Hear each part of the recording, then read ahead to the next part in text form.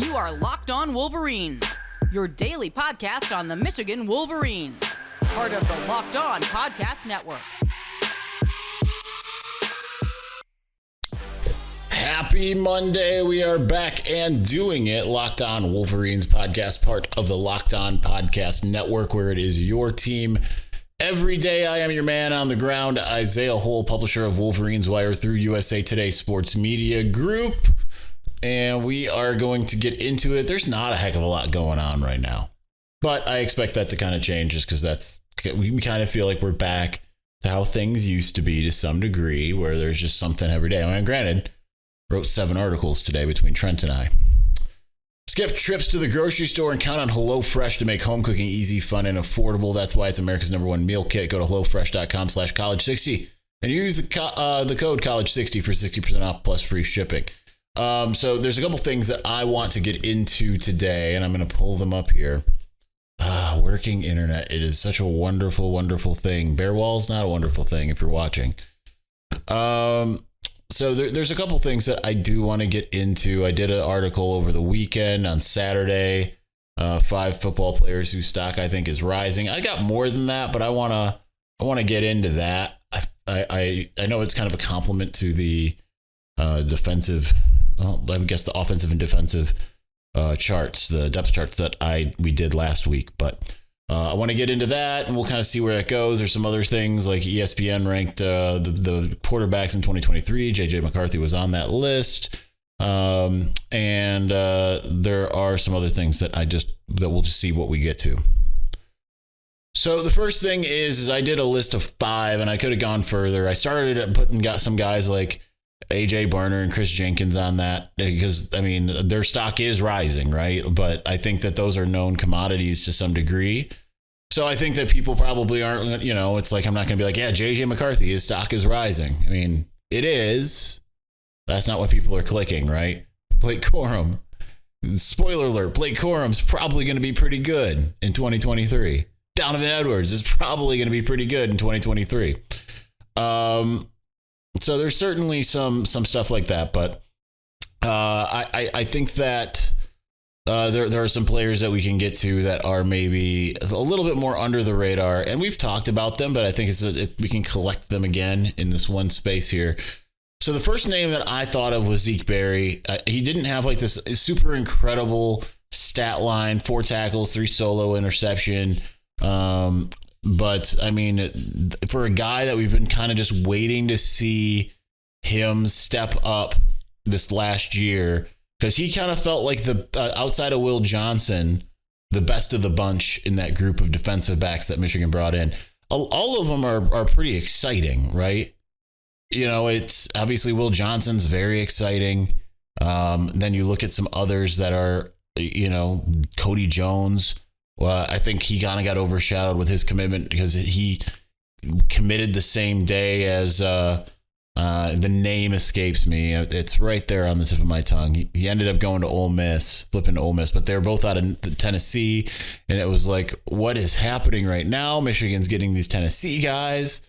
Cody Jones didn't impress, unfortunately, that much, in my opinion, in the spring game. But Zeke Berry very much did. As did another name that we're going to talk about, who I also listed. I'm just making sure I listed him, and that's Miles Pollard. So that's good news. You've got 2 of those defensive backs starting to shine on top of the fact that you got Will Johnson. There's still some that we're waiting to kind of see on, right? Like we want to see some Damani Dent. I know he was injured last year. I don't know that he did anything. Let's double check just to be sure here. Super fast internet. So wonderful. If you've been watching or listening to the show anytime in the last 4 months, it's been some. Sorry, I'm not seeing Damani Dent listed whatsoever, but Miles Pollard didn't have necessarily a huge stat line. He had 1 tackle, but he also had the interception, 29-yard return. So that's good enough, I think, to get you on the list. So then the other 2, like I mentioned, are Damani Dent and Keon Sabb. Keon Sabb was out there a lot. He had 2 tackles. One of them was a tackle for loss, or half a tackle for loss. Nothing crazy to report there. But at least Right now, they're hitting on 3 of 5. I think Keon Sabb will be fine and ready for his time. Now, the thing about Zeke Berry is he's fighting kind of for that other spot, right? Like wouldn't say the other spot, but fighting to be in a rotation that's already pretty deep. Because you got 3 co-starters for 2 positions. And then you've also got, a couple other guys like Quentin Johnson, got Caden Colasar when he comes back. So it's you got to step things up. And at least he did something in the spring game that says, okay, maybe that's possible, right? So that's good. As far as Miles Pollard and his path, it's a little bit easier, right? Because really now they're very excited about Amarian Walker. He's still a little raw. We don't know exactly. Could it be Jade McBurrows? Could it be, do they just end up moving Mike Sanders still over? There's a little bit more of a path there for him. Next name that I have here on the list is Frederick Moore. I very well could have put Peyton O'Leary. I'm still leery. I think that he certainly can and will be in the rotation. But guys that are recruited in obviously just have an inside track. And even though his performance wasn't as exciting or as impressive as Peyton O'Leary, I mean, he's only been around for a couple months. And he looked the part. He was used early and often. I know his big long play kind of came later in the game, but he got on the field early and often.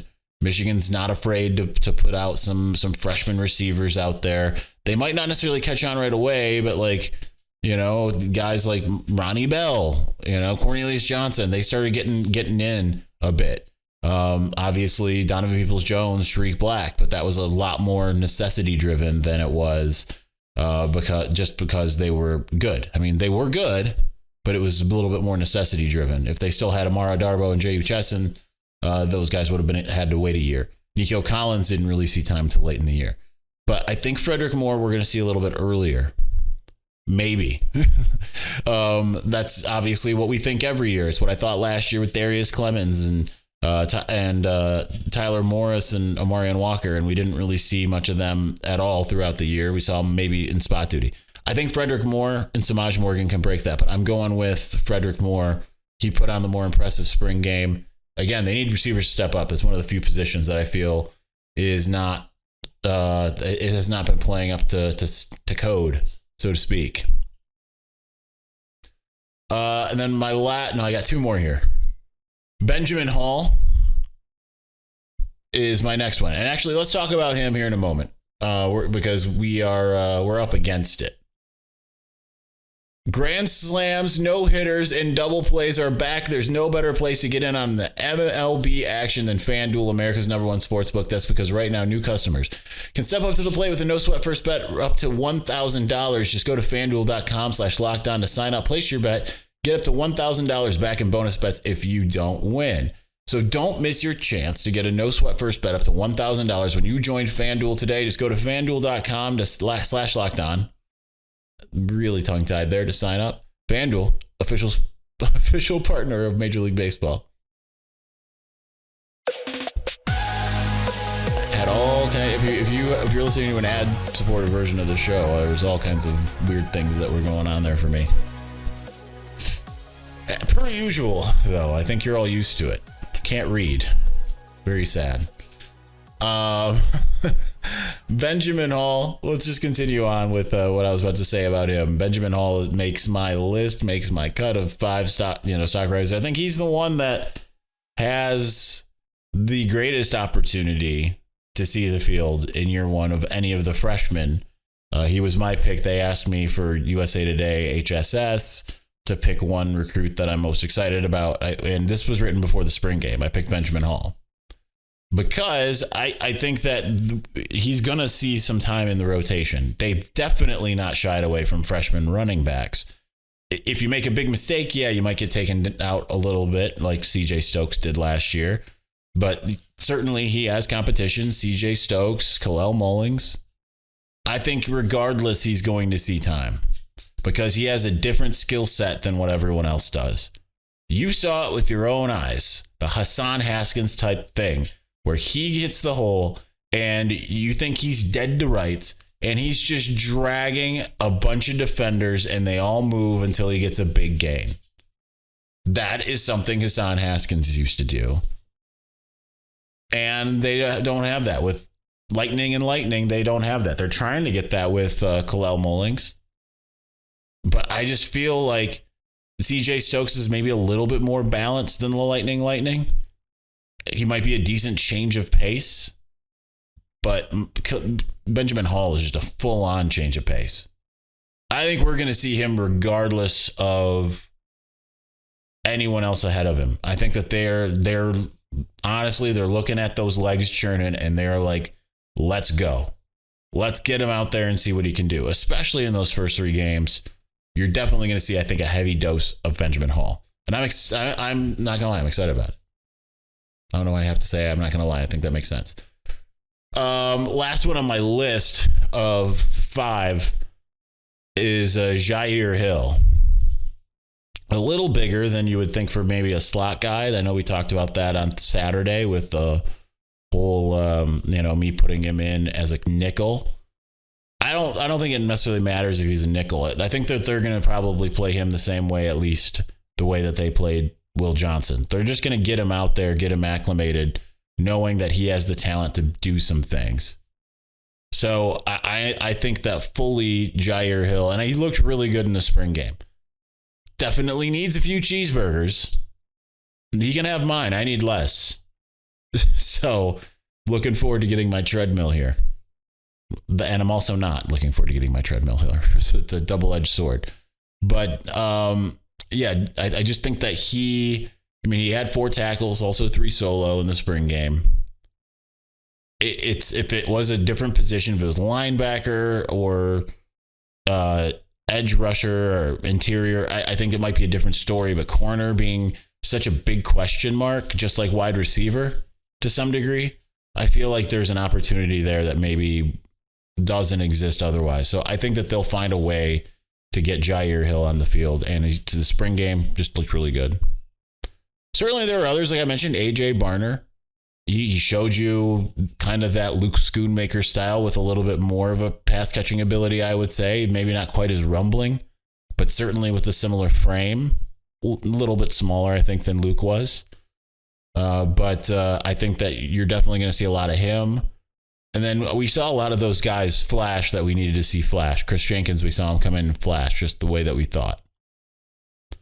So, all things the same, I think that it's a good situation that Michigan has. The one place where I am curious is, does the culture stay the same? Because there is a lot of, Biff Poggi did play a big role in the culture shift. So I do think that that's worth questioning is does the culture stay the same? And I think it will, at least for this year. Next year, we'll really know. And especially if there's, if you lose everybody, if you lose JJ, you're going to lose Blake. If you lose Donovan, if you lose, you're going to lose Cornelius. I'd imagine you're going to lose Roman Wilson. You're going to lose a lot of guys. So you hope that the culture is being instilled and kept in the same way. That those things go hand in hand, right? The stock rising, the potential success of Michigan this year, all of those things kind of work together. So that's my thoughts on that. Let's move on. So JJ McCarthy, ESPN put out their list of top 10. I thought it was returning quarterbacks. I looked after I published. It was just top 10 2023 quarterbacks. Not an Ohio State QB to be found. Rare situation. Nor an Alabama one, nor a Georgia one. But there was a Michigan one. It was JJ McCarthy. He was all the way down at number 8. I think he came in at number 7 on PFF. So this is not like it's, you can sit there and look at it and be like, hey, wait a second. But then you read some of the names and you're like, okay, that tracks.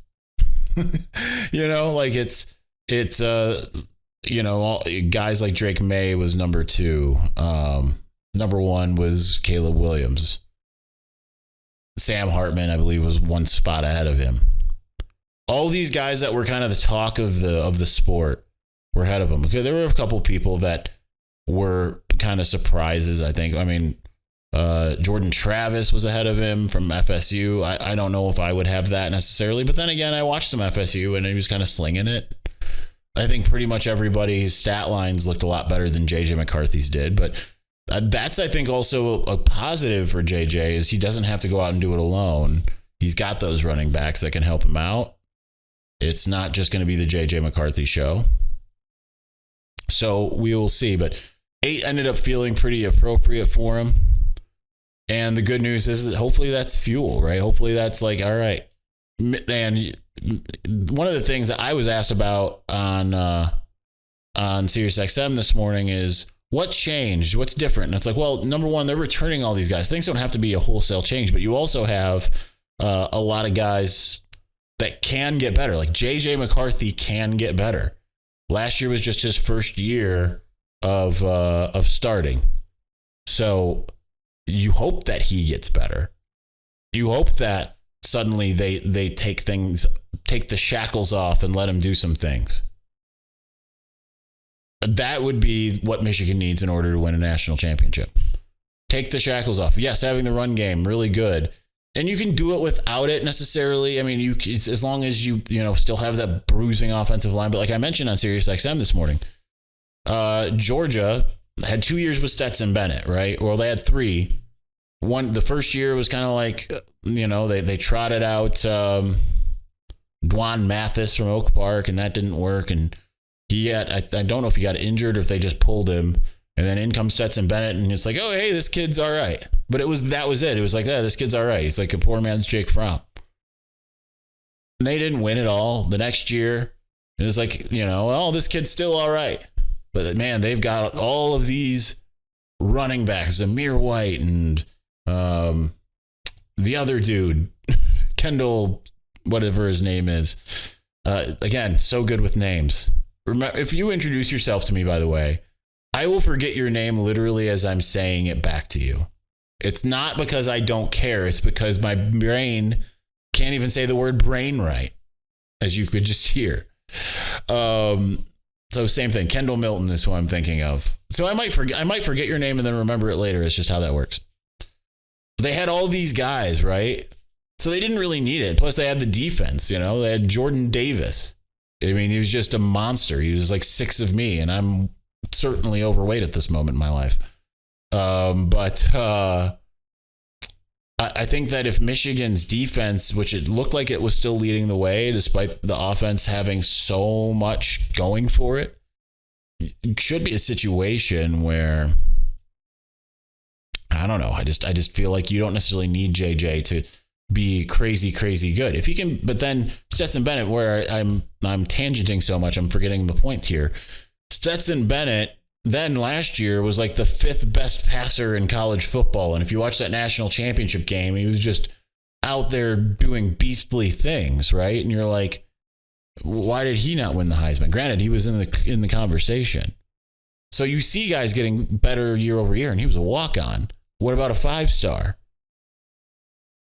I think that JJ made improvement year over years thus far. It's hard to really evaluate because they used him in such specific spot duty, but he got better as the season went on.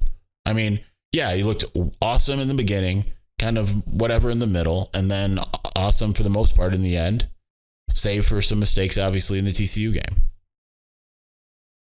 If he gets better, if he takes that step that you usually see quarterbacks take from year 2 to year 3, then Michigan is in a really, really good spot. All right, I have a bone to pick. We're going to get to that here in a moment. All right, speaking of quarterbacks, our typical offseason hype train has picked up where it has left off every year. This is a topic of conversation we've had on this show multiple times, but since it's a new year, it's worth bringing out once again. Guys, we all need to just hold a second on Penn State. Today it comes courtesy of actually one of the people I talked to this morning on the radio, Matt McGloin, who went to Penn State. I love Matt McGloin. I like getting to talk to him, but I saw 24/7 Sports had their national news desk. They They must have also been listening, or Matt McGloin went on something else. Wasn't listening to my segment. They talked about, Penn State and, a bunch of other schools at Indiana. And I guess like the whole thing is beat Michigan. If you're Penn State, beat Michigan now is more important than beat Ohio State. Maybe that seems more attainable. I mean, also Michigan is the king of the mountaintop 2 years running. So that's an interesting change in direction compared to where things used to be. And that's, I think, it's a welcome one. Not to sound awfully Emperor Palpatine or Senator Palpatine at that time, but that's where we're at. But there's certainly this, Penn State could do it. Penn State could do it. Drew Aller's got so much talent. Penn State could do it. I'm not going to say Penn State isn't a talented team. I do think it is. Penn State is kind of under James Franklin is where Harbaugh seemed to be to some degree, except for Harbaugh went into Happy Valley and beat James Franklin year one. Brady Hoke had beaten James Franklin in his last year, James Franklin's first year. It's always been Michigan teams that deserve to get beat by Penn State that get beat by Penn State, even including 2020 when both teams were a mess. Michigan was down to no quarterbacks in that game. So it's not a surprise that they lost that game. It was just kind of whimpering, get out of there, get out of this season. Let's just end it.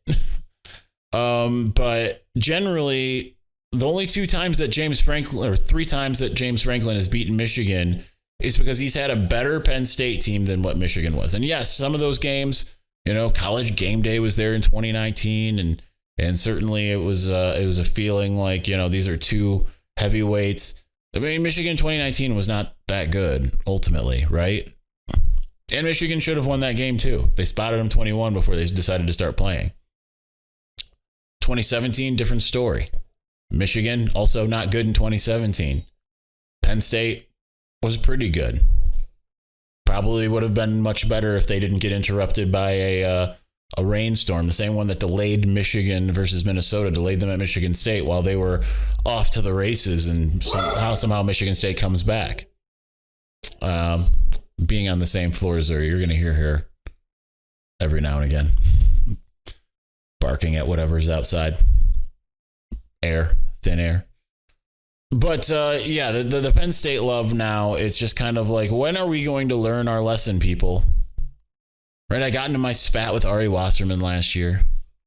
And, because he's like, the only team that could challenge Ohio State in the Big Ten to win a national championship is Penn State. Look at their recruiting. Look at blah, blah, blah. Michigan was an aberration. And then Michigan goes and does it again, literally the exact same thing. Win the Big Ten, lose in the semifinal of the college football playoff. James Franklin hasn't even been to the college football playoff, right? For all this talk of Penn State and, it's they're right there. He's 3-5 against Michigan, or more than that now, right? 3-6 against Michigan. He's 1-8 against Ohio State. It's not a good record. And he's still the man at the top, still coaching it. Even if he gets talent, if Drew Aller is really talented, you still have to have a coach pulling the strings here. Don't get me wrong, that's the scariest game on the schedule outside of Ohio State this year. There's a chance it's scarier than Ohio State. Certainly, Penn State was a closer game in 2021. At Penn State was a closer game than Ohio State was that same year. But I don't know that means anything. So, guys, everyone, I know everyone listening to me doesn't. You're all on the same page, probably. But if you are sitting down with your national media member and they're wanting to tell you all about why Penn State is so great and so going to do something, blah blah blah, just ask them to get some help. Just sit down with them, have an intervention. Let them know that we're here for them. Let them know that we care, and that's why we are intervening at the moment, because there is nothing that Penn State has done. Yes, they've done good on the recruiting trail. Guess what? They always have. they're always a pretty good team. Even when they're not a good team, they're just like Michigan. They'll have their off years. But it's not an elite team. Maybe Drew Aller gets them over the hump there. I don't think having the quarterback has been their issue. They've had some pretty good quarterbacks. Maybe they aren't setting the world on fire. Certainly some have underachieved, like Christian Hackenberg. But guys, we've got to get these people the help they deserve. All right, that's all I have today. We will be back on Tuesday talking about who knows what. We'll see what's in the news. We'll probably be doing these night shows for a little while still. It's keeping with the standard. And then once we kind of feel like we've got, I can wake up, hit the treadmill, all that kind of stuff, then we're going to start getting these out around noon. That is my plan. Hopefully it won't take too long to implement. All right, thanks for watching. Thank you for listening. We will talk to you soon. Peace.